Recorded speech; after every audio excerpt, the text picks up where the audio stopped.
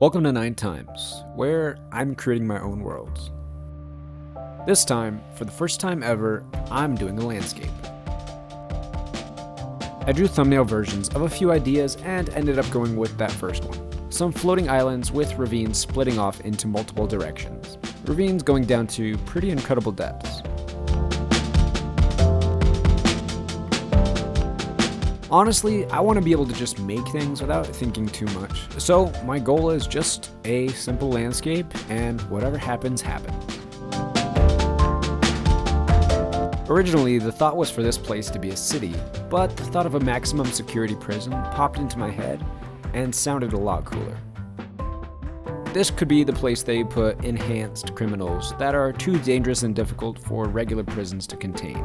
Enhanced in this case meaning superpowered, basically, or just extra skilled and dangerous. The idea would be for each island to have different purposes and having only a few connection points, with gates that can lock down, bridges that can be dropped, and if all else fails, lowering the collection of islands as a whole.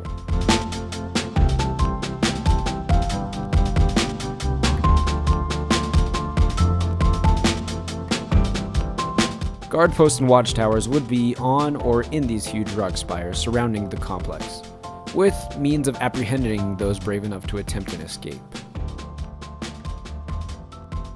On this closest spire, outside the circle, is an outpost equipped with many means of detecting anything out of the ordinary, as well as being equipped with various means of hunting someone down, from the air or land.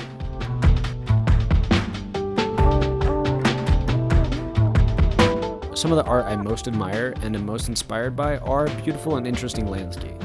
I've always had so many landscape ideas in my head, but I think I've always just been too scared to try because I'm afraid of failing to capture what I see in my head.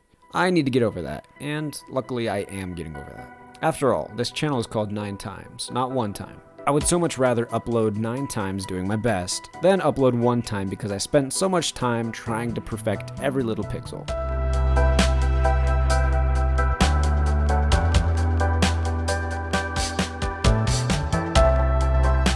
I went through a bit of a struggle finding a color palette I liked. I experimented with several options, including turning it into a night scene, but eventually a friend recommended a palette that I really liked the look of. For this landscape, I used a method from a class that the same friend gifted me. That method being the process of blocking out flat shapes, starting with grayscale, and gradually getting more detailed from there, but never too detailed. The class really freed me in a lot of ways to just allow myself to brainstorm with simple landscapes. Doing stuff like drawing the small thumbnail versions until you do one that clicks. Keeping it simple as far as flat colors and grayscale was very helpful. One of my favorite channels, called Boyle Hobby Time, has this phrase that he says at the end of his videos, and that phrase is, "Call it good." What I get from that is the idea of letting something be good enough, just leaving it alone at a certain point. And in my case, I'll improve faster getting 9 cool and okay ideas done than I will perfecting 1 idea over the course of 4 weeks, which is, I must admit, what happened with this landscape. But anyways, thanks again to my one friend who gifted me the class and pushed me to allow myself to try doing a landscape. There will be many more to come. Thanks for listening and thanks for watching. I'll see you in the next one. Catch you later.